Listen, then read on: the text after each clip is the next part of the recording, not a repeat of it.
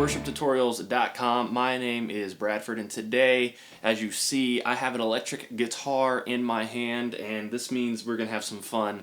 What I'm going to be showing you today, it goes perfectly with this series we've been doing on scales and figuring out lead parts. What I'm going to do is show you two very popular songs right now and their lead parts, and how you can pick them out from scales, and how real easy it is, and how a lot of songs actually do the same exact thing. The first song I'm going to show you today is Whom Shall I Fear? Angel Armies. It's a Chris Tomlin song off of his Burning Lights album. It's also on the Passion album, Let the Future Begin. It's a great, great song about God's faithfulness and how He never leaves us. And the cool thing is here is you're going to be in the B major scale, and you will never leave that either. So, real excited to show this one to you. You're going to notice we got a little bit of delay on here. I feel the delay is really crucial to make this lead part stick out. It's a dotted eighth delay. We tapped it in exactly with the BPM. BPM is right at 75 BPM. So what we're going to do is, I'm going to play your B major scale real quick. There's some delay on there. So we're using a really easy shape here. You can keep your fingers pretty much here the whole time. I'd suggest using your first three fingers. We're going to need our pinky for something else. So this is coming right out of your B major scale. On the D string, we're on the 9th fret. On the G string, we're on the 8th fret. On the B string, we're on the 7th fret. And so with this dotted eighth delay, it's going to pick it out. It's going to add some space, going to add some rhythm to it. It's really easy. What we're going to do is just pick this part out, and then we're going to throw our pinky down on the 9th fret on the E string. And then after that, we're going to scoot it back up to the 9th fret on the G string. And I'll show you what I mean here.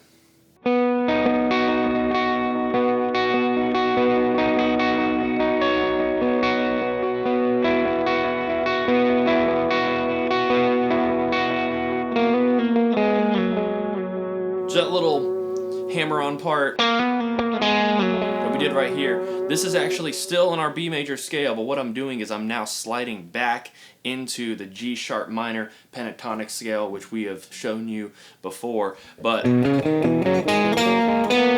we're using just a few notes in the middle of the scale there, and then you're back, and you can just even hit the B chord right here, right as we're going into the first part of the first verse. Alright, so the next thing I'm going to show you is from one of Hillsong's records. It is called Cornerstone, one of our favorites at our church right now. And this song is in the key of C, and I'm going to show you two parts of the song. The first part is just a little intro that the song starts with. It's on piano, and the guitar mimics it to some extent too. It's a really easy part. And then there's a guitar solo, which again is using the C major scale with a couple outlying notes. They're still in the key, it's just we're going to have to shift our fingers a little bit to get there. But it's really easy. I'm just trying to show you how you can use these scales in a practical way to pick out lead parts. The beginning of the song starts out with the piano and the guitar playing something like this.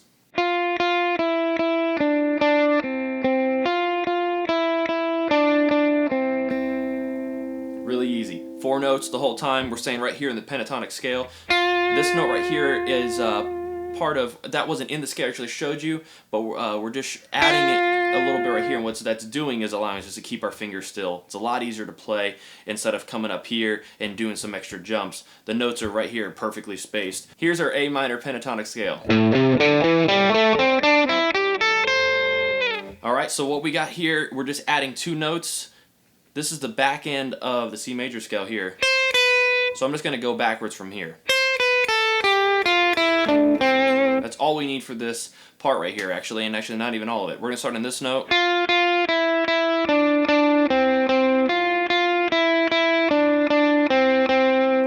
We end right there. That's the turnaround. It happens a handful of times, maybe 4 times in the whole song. Really easy. Sounds really good when it's paired with a piano. If you don't have a piano player with this, it sounds great just on guitar as well. Okay, the next part I'm going to show you is a solo section. It's a really beautiful section. It's really ambient, really open, and really spacious. This sounds really good with a little bit of delay and some reverb, as does the intro. But what we're doing here is we're going to stay in our C major scale, mainly on the E and the B string. So that's our C major scale. What we're going to do is we're going to stay really just right here. We're going to have to stretch out into the to the 12th fret a little bit just to get some notes. You'll hear it. You'll see what I'm doing. Really easy. It's like this.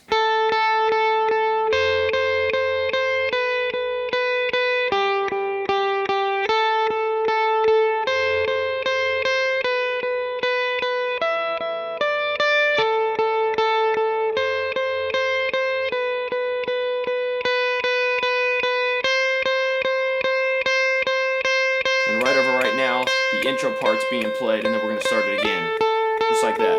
So if you got two guitars, perfect. If you got a guitarist and a piano, let the piano play the intro. But again, all we did was stayed on these two strings, and it's the last part of the C major scale.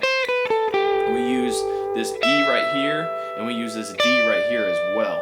That's all we reach, a little extra outside of what we have already talked about.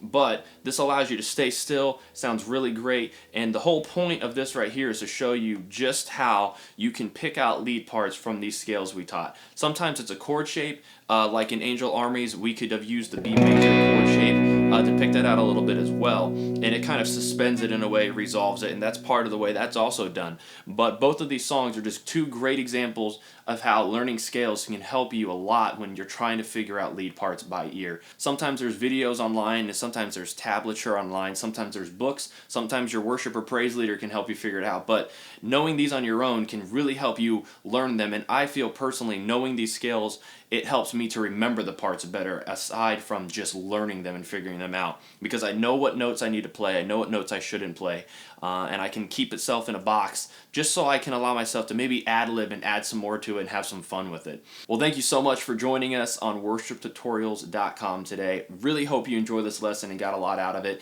Any questions, just feel free to comment. Resources, we have plenty of them. There's videos, there's charts, there's loops, there's click tracks, there's multi-tracks, all of it. We're so excited for you guys to be a part of this website. If you're interested in private Skype lessons, just contact us below here and one of us will be in touch with you about setting something up. Thanks so much. Have a good day.